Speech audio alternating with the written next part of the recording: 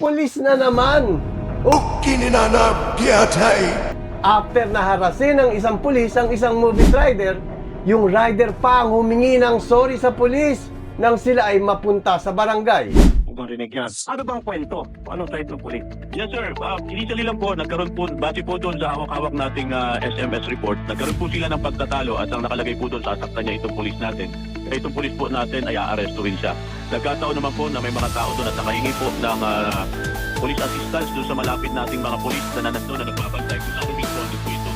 At nang nakita ko rin po, meron po silang pag-aayos sa barangay at doon sa kanilang pag-aayos, pinapatawad po ng pulis natin ito pong rider na according sa kanya ay tangkang malakit at nagsalita po ng hindi maganda sa kanya. Ganun pa man po. Kung hindi ka pa ba naman mapapakutang ina sa mga abusadong pulis na ito, kitang-kita na nga sa video kung paano niya kinawawa ang pobreng movie rider.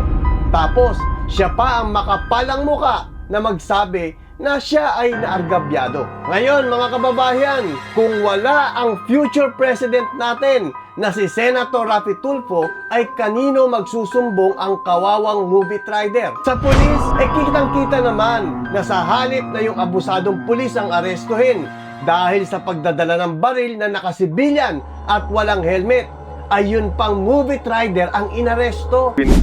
No sir, no sir, come on sir, bullshit. Sorry sir.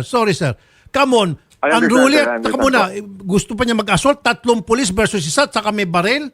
Unruly pa siya, kitang-kita naman po sa video, hindi siya lumalaban.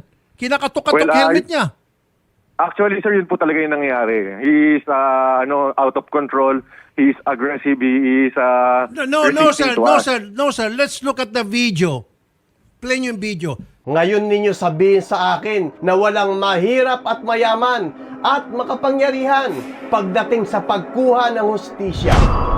Ang mga politician ngayon ay nag-aaway-away para sa kanilang sariling interes at ang iba naman ay busy sa pangungurakot. Pero ibahin nyo si Senator Raffy Tulfo na patuloy ang kanyang serbisyo publiko. Ngayon, sabihin nyo sa akin, sino ang politiko na tulad niya na hindi nakikialam sa away politika, bagkus pinagtutuunan niya ng pansin ang pagtulong sa atin mga kababayan.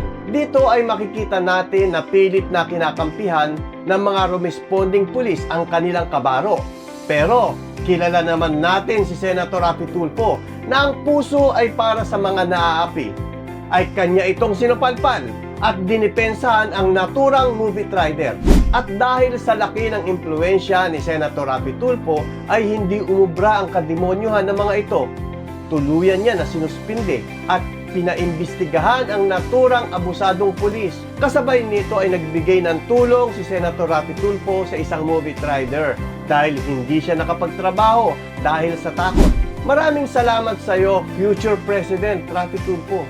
Hangad namin na maging tulad mo ang lahat ng mga nanunungkulan sa ating gobyerno.